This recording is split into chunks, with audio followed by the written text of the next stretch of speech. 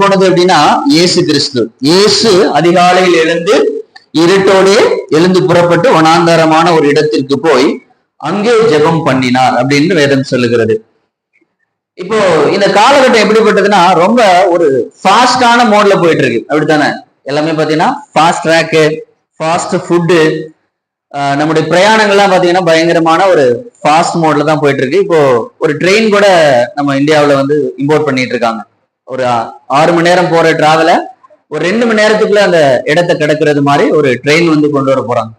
So அது மாதிரி எல்லாமே இந்த உலகம் முழுவதும் ரொம்ப ஸ்பீடா போயிட்டு இருக்கக்கூடிய கால சூழ்நிலைகள். இப்போ நம்ம வச்சிருக்கக்கூடிய டெக்னாலஜி, நம்ம நெட்வொர்க், மொபைல் எல்லாம் நெட்வொர்க் என்ன யூஸ் பண்றோம் அப்படின்னா 4G யூஸ் பண்றோம், அப்படிதானே? 4G 5G டெக்னாலஜி எல்லாம் நம்ம யூஸ் பண்ணிட்டு இருக்கோம். சைனாவில் 10G போயிட்டு இருக்காங்க. என்ன உங்களோடது என்ன நெட்வொர்க்? 10G. அதுபோல இந்த உலகம் முழுவதுமே ஒரு ஸ்பீடா போயிட்டு இருக்கு. ஆதி காலத்துல, அதாவது ஒரு 10 வருஷம் 20 வருஷத்துக்கு முன்னாடி இருந்த டெக்னாலஜி இன்னைக்கு அதெல்லாம் பழசாயிடுச்சு. இப்ப நம்ம எல்லாமே ஒரு அட்வான்ஸ்டு டெக்னாலஜி, ரொம்ப ஸ்பீடா அந்த உலகம் சுற்றி கொண்டு இருக்கிறது, எல்லாவற்றிலும் ஸ்பீட் பண்ணிட்டு இருக்காங்க. இப்ப இப்படிப்பட்ட கால சூழ்நிலைகளை தேவ சமூகத்துல காத்திருக்கக்கூடிய ஒரு பழக்க வழக்கம் மனுஷனிட்ட, அதாவது பர்டிகுலராக தேவ பிள்ளைகளிடத்தில் குறைந்து கொண்டே இருக்கிறது. இந்த இடத்துல இயேசு சொல்கிறார், அவர் அதிகாலையில் இருட்டோடு எழுந்து புறப்பட்டு வனாந்தரமான ஒரு இடத்திற்கு போய் அங்கே ஜெபம் பண்ணினார் அப்படின்னு. இப்ப நமக்கு பொதுவா பிரேயர் பண்ணிட்டீங்களா, ஜெபம் பண்ணிட்டீங்களா, இல்ல ஒரு வேதத்தை வாசிச்சீங்களா அப்படின்னு கேட்டா நம்மகிட்ட இருந்து வரக்கூடிய பதில் என்ன அப்படின்னா, இங்க பேசக்கூடாது, இங்க கவனிங்க, இங்க கவனிங்க, பிள்ளைங்களா உள்ள வந்து உட்காருங்க, ஜெபம் பண்ணீங்களா,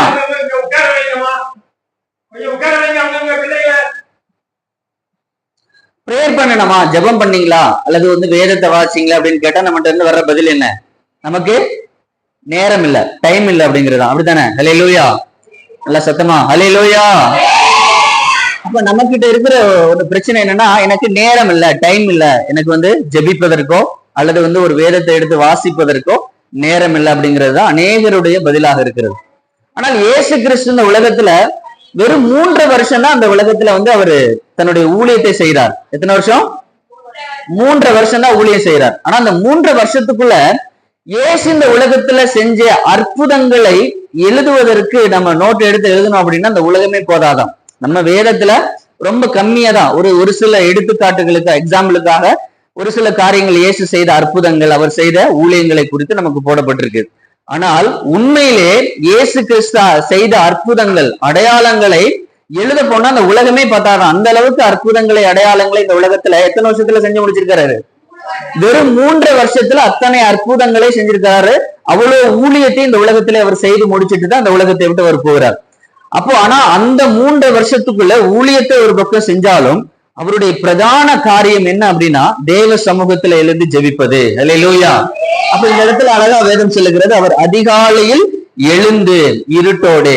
அப்ப நாம ஒரு தேவனை தேடுவதற்கு ஒரு சரியான நேரம் எது அப்படின்னா அதிகாலை. பாச பேசும்போது கூட சொன்னார், அதிகாலையில் எழுந்து ஜெபிக்கணும் அப்படின்னு. வேதமும் அதைத்தான் சொல்லுது, அதிகாலையில் தேவனை தேடுகிறவன் கண்டடைவான். அப்ப காலையில அதிகாலை அப்படிங்கிற எத்தனை மணிக்கு? 3 மணி. அருமை. அப்ப 3 மணியோ ஒரு 4 மணி, அட்லீஸ்ட் ஒரு 5 மணிக்குள்ள நம்ம தேவ சமூகத்துல அமர்ந்து தேவனை தேட வேண்டும். ஹல்லேலூயா. அப்ப இதுக்கு வந்து நமக்கு ஒரு எடுத்துக்காட்டு யாரு அப்படின்னா இயேசு கிறிஸ்து தான். அப்படிதானே? நம்ம ஒரு பொதுவா ஒரு பிள்ளைய வந்து நீ நல்ல உங்க பிள்ளைய வந்து கம்பேர் பண்ணி, நம்ம பிள்ளை வந்து சரியா படிக்கலன்னு வச்சுங்களேன், அந்த பிள்ளைய வந்து நம்ம கம்பேர் பண்ணி பேசணும். யாரு கூட பேசுவோம்னா, யாரு கூட பேசுவோம்? அந்த கிளாஸ்ல நல்லா படிக்கிற பையனோட. அந்த பையன் நல்லா படிக்கிறான், ஃபர்ஸ்ட் ரேங்க் எடுக்கிறான், உனக்கு என்ன குறைவு, நீ நல்லா படி, அவனை மாதிரி படின்னு சொல்லுவோம். அப்படித்தானே? ஹல்லேலூயா. அப்ப நம்ம வாழ்க்கையிலும், நம்ம ஒரு ஆவிக்குரிய வாழ்க்கையில நமக்கு எடுத்துக்காட்டு யாரு அப்படின்னா யாரு? இயேசு கிறிஸ்து. பக்கத்துல உள்ளவங்களை கம்பேர் பண்ணக்கூடாது. அவங்க சரியா, அவங்கள விட நான் நல்லா வேதம் வாசிக்கிறேன், அவங்கள விட நான் நல்லா ஜெபிக்கிறேன், பக்கத்துல உள்ளவங்களை விட நான் கரெக்டா ஆலயத்துக்கு வர்றேன் அப்படின்னு மத்தவங்க பக்கத்துல உள்ளவங்களை பார்த்து நம்ம அவங்கள பார்த்து அவர்களுக்கு கூட நம்மளை வந்து கம்பேர் பண்ணி பேசக்கூடாது. நம்ம யார வந்து ரோல் மாடல் எடுத்துக்கணும்? இயேசு கிறிஸ்து தான் நமக்கு ரோல் மாடல். அப்ப இயேசு இந்த உலகத்துல 3 வருஷம் தன்னுடைய ஊழியத்தை செய்தாலும் முதல் அவர் செய்யக்கூடிய பிரதான காரியம் என்ன அப்படின்னா தேவனுடைய சமூகத்திலே காத்திருக்கக்கூடிய ஒரு அனுபவம். அல்லேலூயா. தேவ சமூகத்திலே காத்திருக்க வேண்டும். ஏன் காத்திருக்கணும்? அவர் யாரு? இயேசுங்கிறது யாரு? தேவனுடைய குமாரன். அப்படித்தானே? அவருக்கு எல்லா வல்லமைகளும் இருந்துச்சு. பேயை துரத்துனா பேய் ஓடுது, பிசாசு துரத்துறவர் ஓடுது. அவர் பாத்தீங்கன்னா ஒரு மரித்தவரை உயிரோடு எழுப்புறாரு. அப்ப அவரு தேவனுக்கு என்ன ஒரு மகிமை இருந்ததோ, தேவனுக்கு வல்லமை என்ன, இங்க கவனிங்க, தேவனுக்கு என்ன அதிகாரம் இருந்ததோ, வல்லமை இருந்ததோ, அத்தனை அதிகாரம் யாருக்கு இருந்துச்சு? யாருக்கு இருந்தது? இயேசு கிறிஸ்துவுக்கு இருந்தது. அல்லேலூயா. கவனிக்கிறீங்களா இல்லையா? தேவனுக்கு இருந்த அத்தனை மகிமையும் வல்லமையும் இயேசு கிறிஸ்துவுக்கு இருந்தது. அதனாலதான் அந்த உலகத்துல மிக ரொம்ப சக்சஸ்ஃபுல்லான ஒரு மினிஸ்ட்ரி அவர் பண்ணார். அப்போ அத்தனை மகிமையை கொண்ட இயேசு கிறிஸ்து ஏன் அதிகாலையில் எழுந்து தேவனுடைய சமூகத்துல காத்திருக்கணும் அப்படின்னா, அவர் இந்த உலகத்துல யாருடைய நோக்கத்தை, யாரோட திட்டத்தை செய்ய வந்தார் அப்படின்னா, தன்னை அனுப்பினவராகிய தேவனுடைய திட்டத்தை செய்வதற்காகவே இந்த உலகத்துல வந்தார். அப்படித்தானே? தன்னுடைய சுயத்தை செய்வதற்காக அவர் வரல. தன்னுடைய நோக்கத்தில் தனக்காக ஒரு திட்டம் வச்சுட்டு அவர் இந்த உலகத்துல செய்வதற்காக வரலை. தேவன் இயேசு கிறிஸ்துவை இந்த உலகத்திற்கு என்ன நோக்கத்திற்காக அனுப்பிச்சாரு? என்ன நோக்கத்துக்கு அனுப்பிச்சாரு? மனுஷனுடைய பாவத்திற்காக அவர் மரிக்கணும், ரத்தம் சிந்தி சிலுவையில அறையப்பட வேண்டும். அதுக்கு முன்பாக அவர் ஒரு பிரமாணத்தை இந்த உலகத்துல கற்றுக் கொடுத்தார். அப்ப இதெல்லாம் யாரோட திட்டம் அப்படின்னா, தேவனுடைய திட்டம். அந்த தேவனுடைய திட்டத்தை இந்த உலகத்தில நிறைவேற்றும்படியாக தான் இயேசு கிறிஸ்து இந்த உலகத்திலே வந்தார். அல்லேலூயா. அப்ப அந்த தேவனுடைய திட்டத்தை நிறைவேற்றுவதற்கு அவர் அனுதினமும் தேவ சமூகத்திலே காத்திருக்க வேண்டிய ஒரு சூழல் வந்தது. அதுக்கு முன்னாடி கூட ஒரு வசனத்தை வாசிக்கலாம். 33வது வசனம், பட்டணத்தார் எல்லாரும் வீட்டு வாசலுக்கு முன்பாக கூடி வந்தார்கள். பலவிதமான வியாதிகளினால் உபத்திரப்பட்டிருந்த அநேகரை அவர் சுஸ்தமாக்கி அநேகம் பிசாசுகளையும் துரத்தி விட்டார். அந்த பிசாசுகள் தம்மை அறிந்திருந்தபடினால் அவைகள் பேசுகிறதற்கு அவர் இடம் கொடுக்கவில்லை. அப்போ அவர் காலையில அந்த ஒரு பட்டணத்துக்கு வர்றாரு. அந்த பட்டணத்தார் எல்லாரும் வீட்டு வாசலுக்கு முன்பாக கூடி இருக்கிறாங்க. இப்போ இந்த இடத்துக்கு இயேசு வர்றாரு அப்படின்னா, இந்த ஏரியாவில் இருக்கக்கூடிய அத்தனை ஜனங்கள் எங்க இருக்கிறாங்க? அவருக்கு முன்பாக அந்த வீட்டுல முன்னாடி இருக்கிறாங்க. அநேகர்களுக்கு பிசாசு பிடிச்சிருக்கு, நோய் இருக்க எல்லாரையும் அவர் சொஸ்தமாக்குறார். பிசாசு துரத்துறாரு, நோயினால பாதிக்கப்பட்டவர்களுக்கு அவர்களை சுகமாக்குறார். அப்ப நைட்டு ஃபுல்லா அவர் மினிஸ்ட்ரி பண்ணிட்டு இரவு அவர் படுத்து உறங்கி அதிகாலையில எழுந்திருச்சு அவர் எங்க போறாரு அப்படின்னா, தேவனுடைய சமூகத்துக்கு செல்கிறார். அல்லேலூயா. இரவு முழுவதும், அதாவது முத நாள் ஃபுல்லா தன்னுடைய வேலை செய்யறார், அதாவது தன்னுடைய ஊழியத்தை அவர் செய்யறார். செஞ்சு முடிச்சுட்டு இரவு ரெஸ்ட் எடுத்துட்டு அதிகாலை, ஏமா அங்க பேசக்கூடாது, இங்க கவனி, அதிகாலையில இருந்து அவர் தேவ சமூகத்திலே போய் அமர்ந்து தேவனுடைய சமூகத்திலே போய் காத்திருக்கிறார். அல்லேலூயா. ஆனா வந்த ஜனங்கள் எல்லாம் அங்கேதான் காத்திருக்காங்க, அங்கேதான் வெயிட் பண்ணிட்டு இருக்காங்க. அடுத்த வசனத்தை கூட வாசிக்கலாம். 36ல, சீமோனும் அவனோடு இருந்தவர்களும் அவரை பின்தொடர்ந்து போய் அவரை கண்டபோது உம்மை எல்லாரும் தேடுகிறார்கள். யார் தேடுறா? அந்த பட்டணத்துல இருக்கிறவங்க எல்லாம் அவர் இயேசுக்காக வெயிட் பண்ணிருக்காரு. நைட் அவர் தூங்கிட்டாரு, இருந்தாலும் காலையில அவர் எழுந்திருச்ச உடனே அவரை எப்படியாவது இயேசு திரும்பவும் பார்க்கணும்னு சொல்லிட்டு நிறைய ஜனங்கள் அங்க அவருக்காக வெயிட் பண்ணிட்டு இருக்காங்க. ஆனாலும் இயேசு எங்க போயிட்டாரு? தேவ சமூகத்துக்குள்ள தேவனோடு பேசும்படியாக, தேவனோடு சஞ்சரிக்கும்படியாக தன்னுடைய நேரத்தை ஒதுக்கி தேவனுடைய சமூகத்திலே காத்திருக்கும்படியாக அதிகாலையில் இருட்டோடு எழுந்து தேவ சமூகத்துல போய் காத்திருந்தார். அல்லேலூயா, அல்லேலூயா. அடுத்த வசனத்துல சொல்லுது, அவர்களை அவர் நோக்கி, அடுத்த ஊர்களில் நான் பிரசங்கம் பண்ண வேண்டுமாதலால் அவ்விடங்களுக்கு போவோம் வாருங்கள், இதற்காகவே புறப்பட்டு வந்தேன் என்று சொல்லி. அப்ப அங்க போறாரு, ஒரு தனிமையான இடத்துல போய் ஜெபம் பண்றாரு.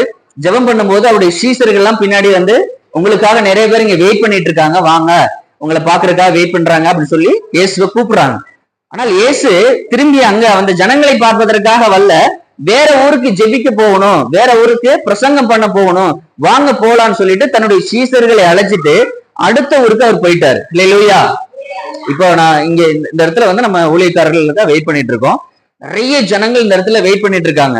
அப்ப இவர்களுக்கு நம்ம ஜெபிக்கிறதும் இவர்களுக்காக பிரசங்கம் பண்ணுவதை விட்டுட்டு நம்ம இன்னொரு ஊருக்கு போக மாட்டோம். முதல்ல என்ன பண்ணணும்? வந்திருக்க ஜனங்களை அவங்களுக்கு ஜெபம் பண்ணிட்டு அவங்களை அனுப்பிச்சுட்டு தான் நம்ம அடுத்த ஊருக்கே போவோம். ஆனால் இயேசு வந்திருந்த ஜனங்களை அவர் மீண்டும் பார்க்கவில்லை, அடுத்த ஊருக்கு போயிட்டார். ஏன் போனார் அப்படின்னா, அந்த காலையில, அதாவது அதிகாலையில தேவ சமூகத்தில் அவர் போய் காத்திருக்கும் பொழுது தேவன் அவருக்கு கொடுத்த திட்டம், அடுத்த ஊர்ல போய் நீ ஜெபம் பண்ணணும், அடுத்த ஊர்ல போய் நீ பிரசங்கம் பண்ணணும். அல்லேலூயா. சொல்ல வருது புரியுதுங்களா?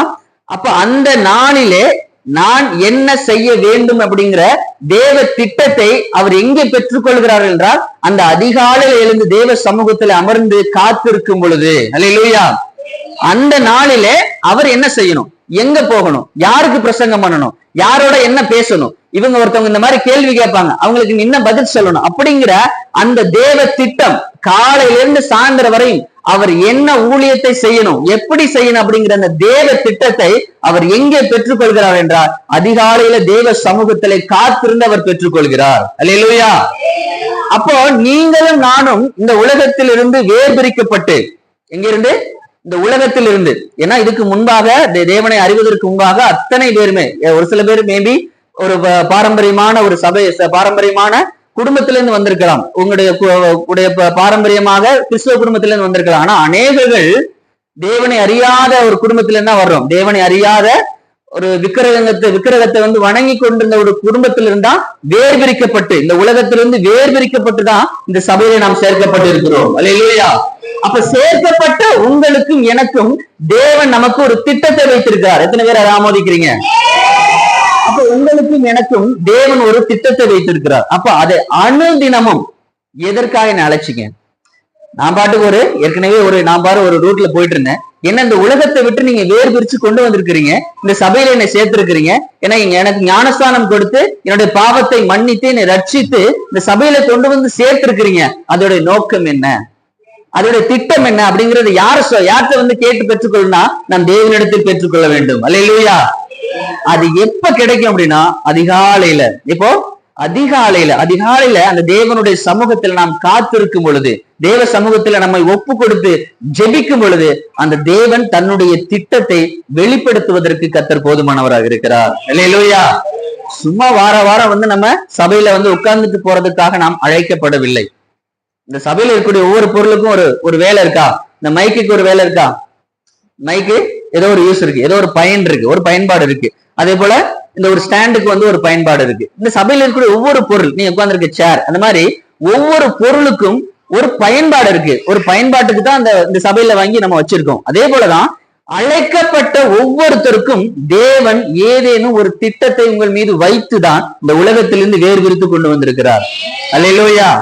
அப்ப அந்த நோக்கம் என்ன, திட்டம் என்ன என்பதை நீங்கள் தெரிந்து கொள்ற ஆவலா இருக்கிறீங்களா? முதல்ல அதை தெரிந்து கொள்ள எனக்கு முதல்ல ஆசை இருக்கணும், அது எனக்கு முதல்ல விருப்பம் இருக்கணும். அதனால என்னை எதற்காக இந்த உலகத்தில் நீங்க அழைச்சிங்க, எதற்காக வேறுபடுத்தீங்க, அப்படி அதை தெரிந்து கொள்ள வேண்டும் என்கின்ற ஆசை, விருப்பம் முதல்ல நம்முடைய இருதயத்துல இருக்கணும். அப்ப அந்த விருப்பத்தோட அந்த ஆசையோட தேவ சமூகத்துல அதிகாலையில உட்கார்ந்து அவருடைய சமூகத்துல உட்கார்ந்து அவர் ஒரு மணி நேரம் அவருடைய சமூகத்துல உட்கார்ந்து காத்திருந்து அவரை ஜெபிக்க ஆரம்பிங்க, அவரை துதிக்க ஆரம்பிங்க, அவரோட பேச ஆரம்பிங்க. ஆட்டோமேட்டிக்கா உங்கள் மீது வைத்திருக்கக்கூடிய தேவ திட்டத்தை கர்த்தர் வெளிப்படுத்துவார். அல்லேலூயா. நான் பாத்தீங்கன்னா 2018 ரட்சிக்கப்படுறேன். 2018 செப்டம்பர் மாதம் ஞானஸ்தானம் எடுத்து ரட்சிக்கப்படுறேன்.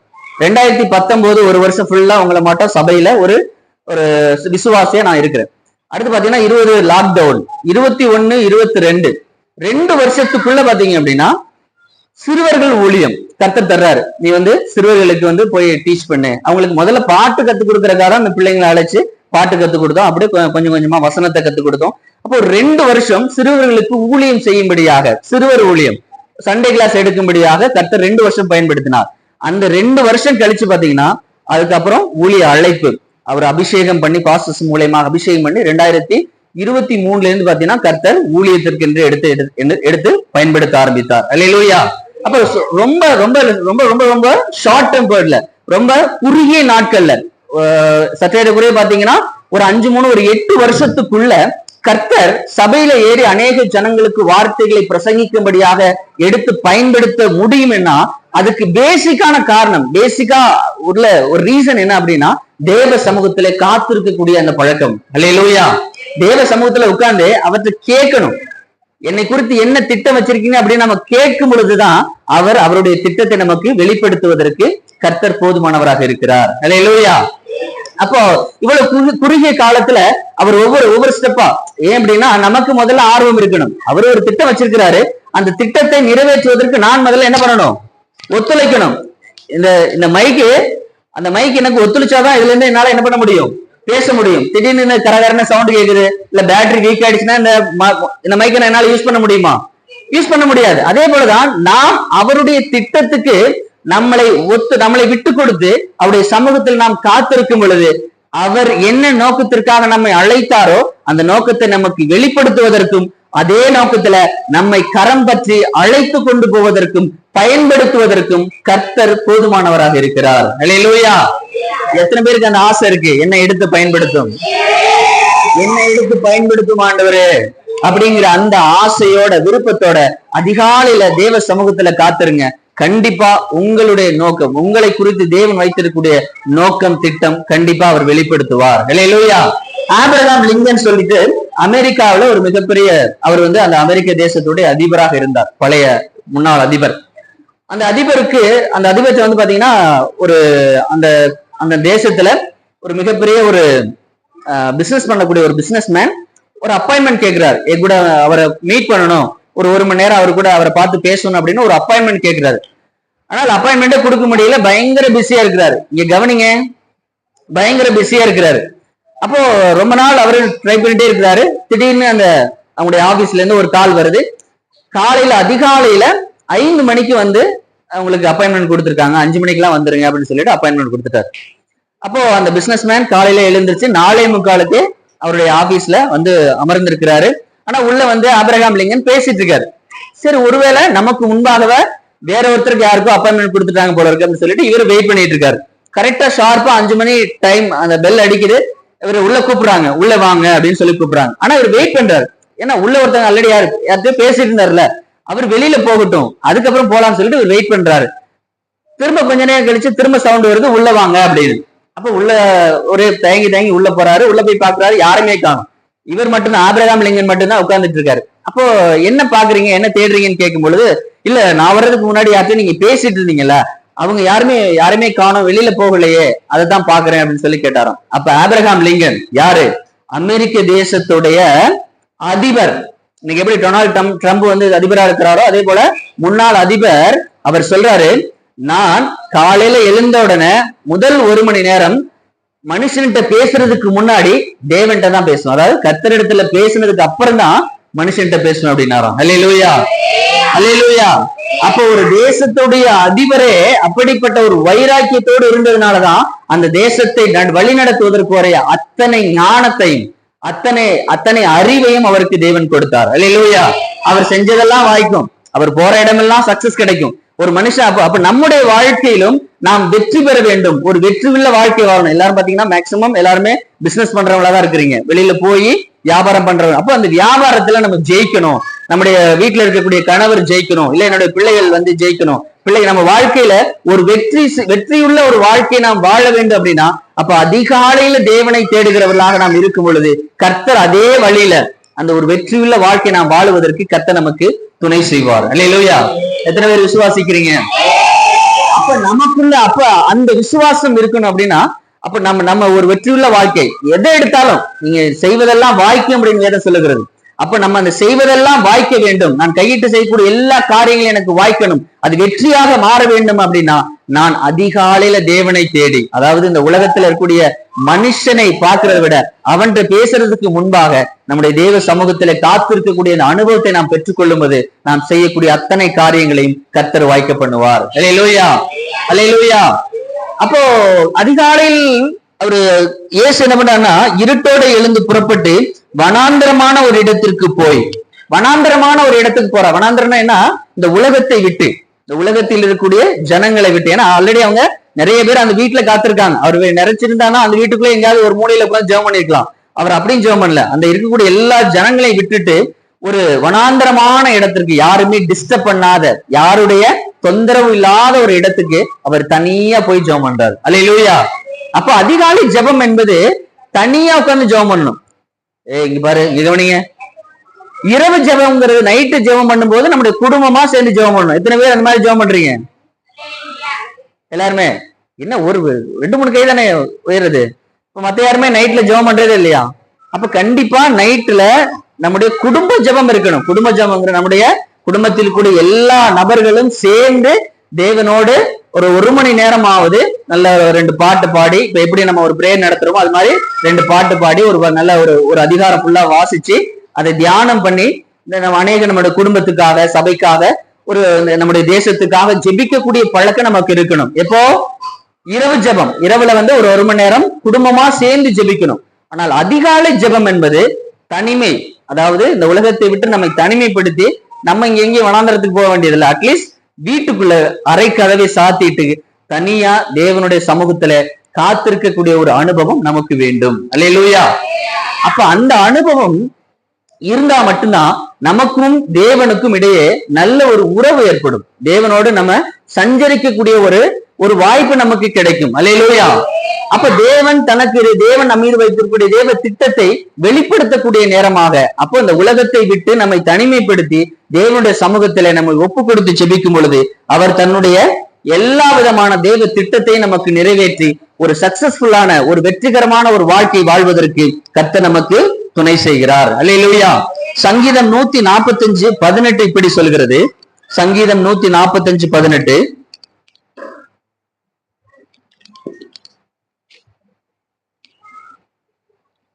சங்கீதம் 145:18.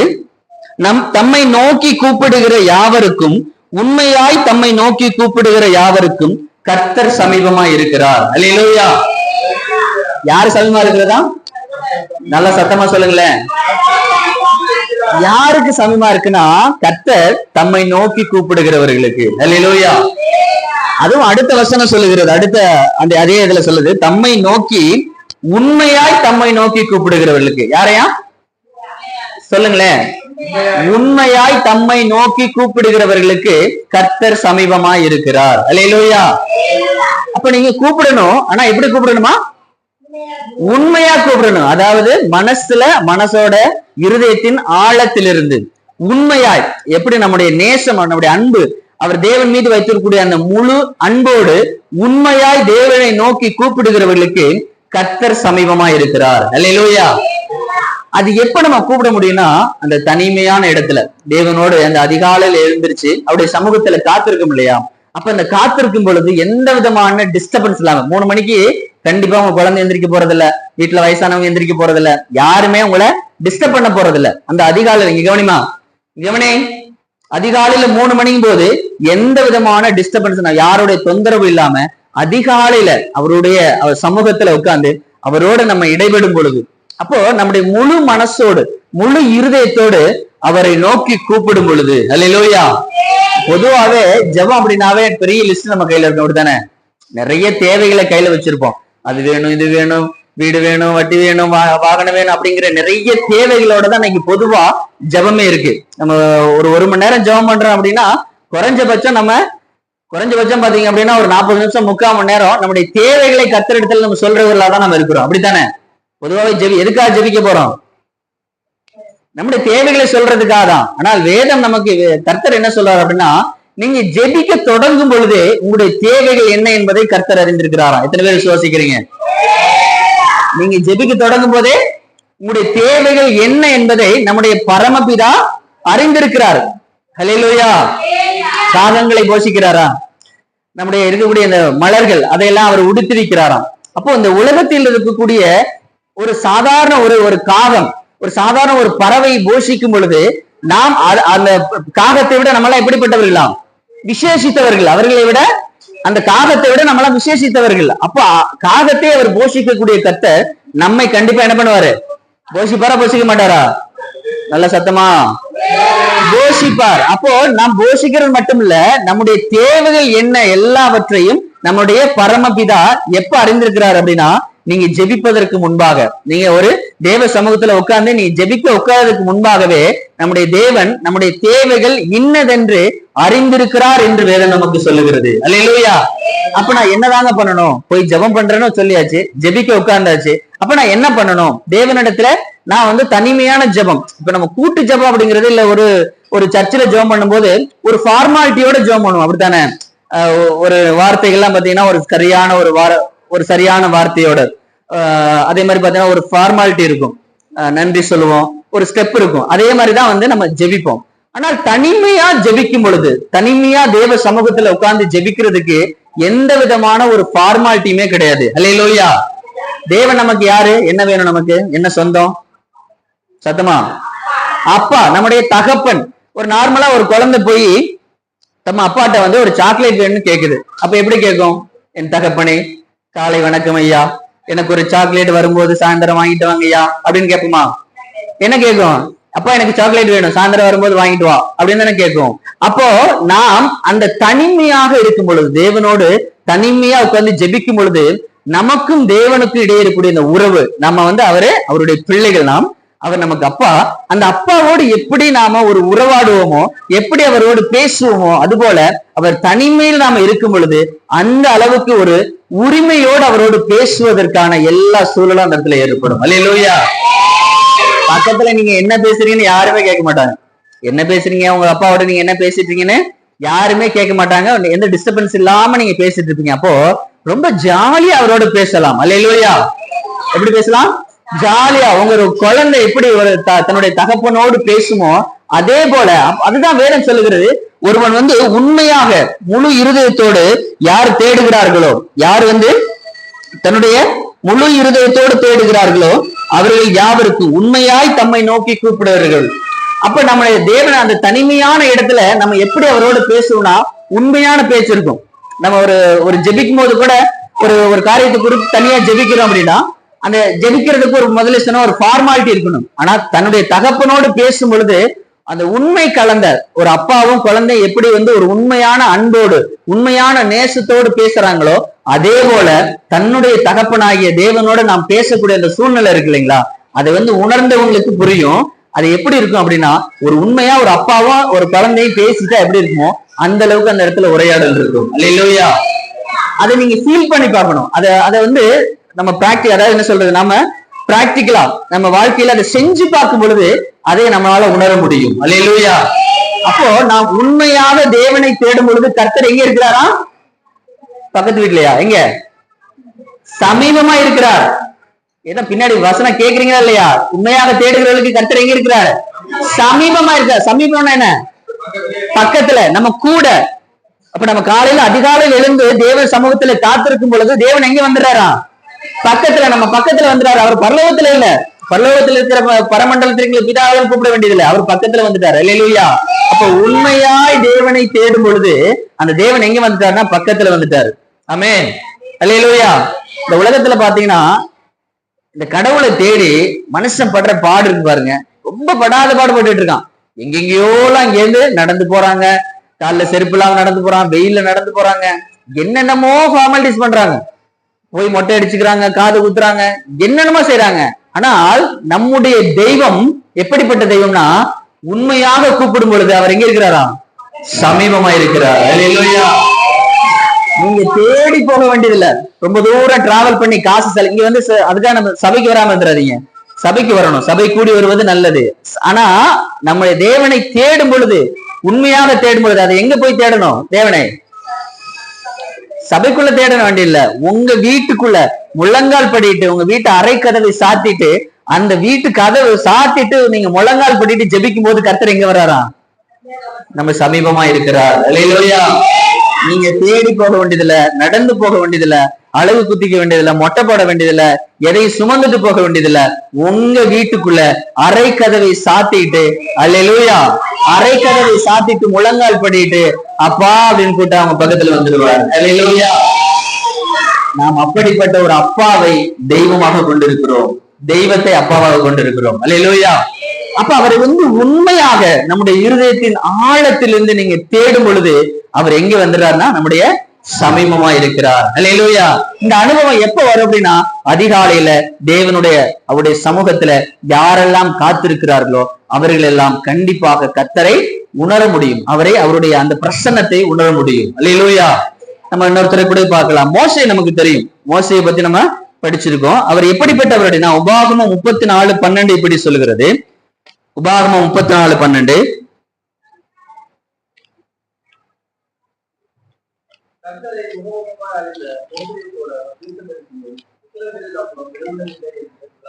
கர்த்தரை முகமுகமாய் அறிந்த மோசேயை போல. அல்லேலூயா. கர்த்தரை எப்படி அறிஞ்சிருக்கிறாரா? முகமுகமா என்ன, பக்கத்துல வச்சுட்டு முகமுகமாய் முன்னாடி நமக்கு முன்பாக கர்த்தரோட உட்கார்ந்து எப்படி நம்ம ஒரு ஃப்ரெண்டு கிட்ட பேசுவோமோ அது மாதிரி தேவனை அறிந்த மோசையை போல இந்த உலகத்துல ஒரு தீர்க்கதரிசியே இல்லையா? அல்லேலூயா. அப்போ அப்படிப்பட்ட மோசே எப்படி அப்படி ஒரு பேர் வாங்கினாரு அப்படின்னா, அவர் மினிஸ்ட்ரி, அதாவது தன்னுடைய ஊழியத்தை ஆரம்பிக்கும் போது அவர் எங்க முதலா தேவனை சந்திக்கிறாருன்னா ஒரு சூறைச்செடியில, ஒரு சூறைச்செடி பற்றி எரிஞ்சுட்டு இருக்கும். ஆனா அந்த பச்சை அதுல இருக்கக்கூடிய அந்த பசுமை மாறாது. ஏன்னா பொதுவா செடி எரிக்கிறவன் என்ன ஆயிடும், கருகி போயிடும். அந்த செடி கருகலை. இவர் தூரத்துல இருந்து பாக்குறாரு, செடி எரியுது ஆனா கருகலை அப்படின்னு சொல்லிட்டு பக்கத்துல போய் பாக்குறாரு. அப்ப அந்த நெருப்புல இருந்து அந்த அக்னியில இருந்து ஒரு சத்தம் வருகிறது. அப்ப அந்த இடத்துல தேவன் பேசுறார். இதுதான் முதலா மோசேக்கும் கர்த்தருக்கும் ஒரு இடைவெளி. முதலா கர்த்தரை அப்படிதான் அவர் பாக்குறாரு. ஆனால் அவருடைய வாழ்க்கை முடியும் பொழுது, அவருடைய மினிஸ்ட்ரி முடியும் பொழுது, அந்த மோசை குறித்து வேதம் சொல்கிறது, முகமுகமாய் தேவனை அறிந்த மோசையை போல இந்த உலகத்துல எந்த ஒரு தீர்க்க தரிசியுமே இல்லை என்று வேதம் சொல்லுகிறது. அல்லேலூயா. அப்ப எந்த அளவுக்கு மோசே தேவனோடு நெருங்கி கிட்டி சேர்ந்திருப்பான்னு பாருங்க. அப்ப எப்படி அவருக்கு இந்த அனுபவம் வருது அப்படின்னா, நம்ம வாசிக்கலாம் யாத்ராகமம் 33ஆம் அதிகாரத்துல